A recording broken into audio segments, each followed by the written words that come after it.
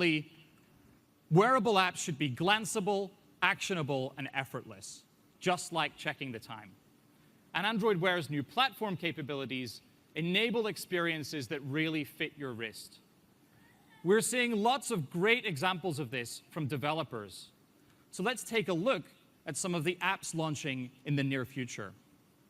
Foursquare, for instance, uses geofencing and in-context notifications to suggest the ideal entree to you when you walk into a new restaurant.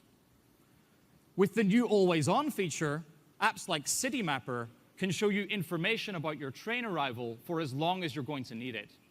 And with voice input, you can now request a ride from Uber by saying, "OK, Google, call a car," and you can track its arrival right on your watch.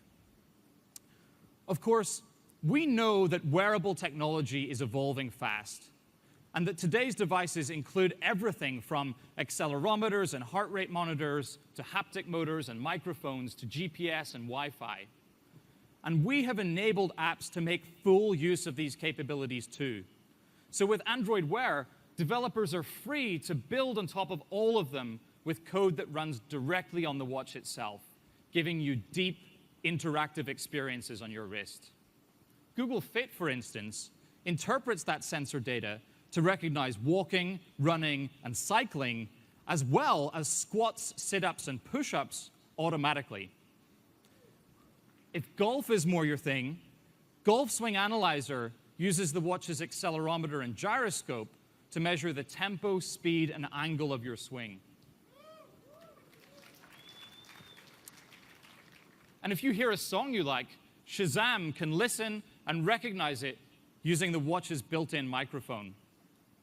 Android Wear apps can also take advantage of our increasingly connected world, giving you control directly from your wrist.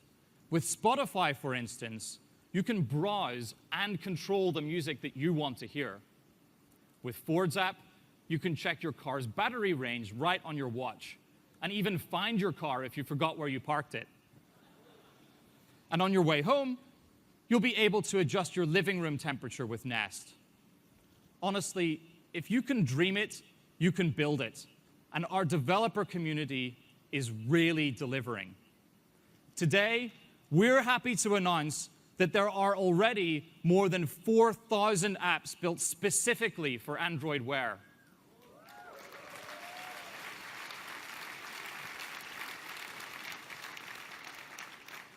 That's thousands of apps that do way more than just tell the time. And each one is a powerful example of what's possible on a wearable device. Ultimately, Android Wear is about choice. Your choice of powerful developer APIs, your choice of watches, your choice of straps and apps, together with manufacturers, chip makers, developers, and fashion brands, we're growing this family of devices and experiences even further. By the end of the year, there will be many more Android Wear watches to choose from, because you should be able to wear what you want and build what you want. And with Android Wear, you can. Thank you. Thank you, Noah. It's really exciting to see the momentum behind Android Wear. But for me, what's fascinating is that when you take a traditional device like a watch and you add computing and connectivity and a layer of intelligence to it, you end up transforming that experience. Wouldn't it be great if we could do that for more devices? If you could connect more devices, the devices that you run into in your day-to-day life. Things like parking meters, washing machines, airport kiosks.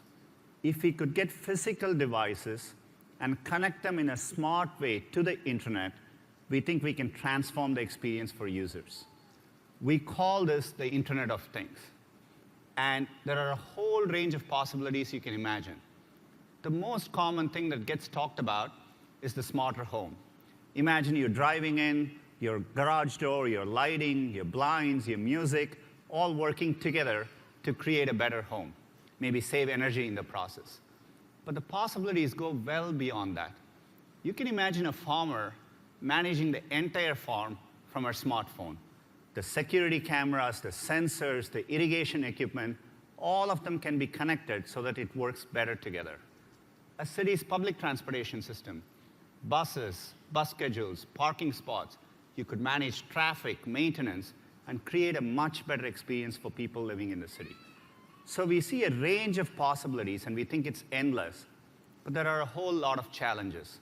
Today, people are making connected devices like smart light bulbs, but it's really hard for device manufacturers. Just like in early days of smartphones, you don't know exactly how to build your software stack. Developers don't know how to target these experiences. And finally, for users, it is really confusing to make all of this work together. We are fortunate to have Nest. Nest has been working hard at taking traditional devices in the home and reimagining them for users. They've already done that with the thermostat and the smoke detector, and they've been very, very successful. So we have collaborated closely. We have pulled in people from the Nest, the Android, and the Chrome OS teams to take a fundamentally new approach to the Internet of Things.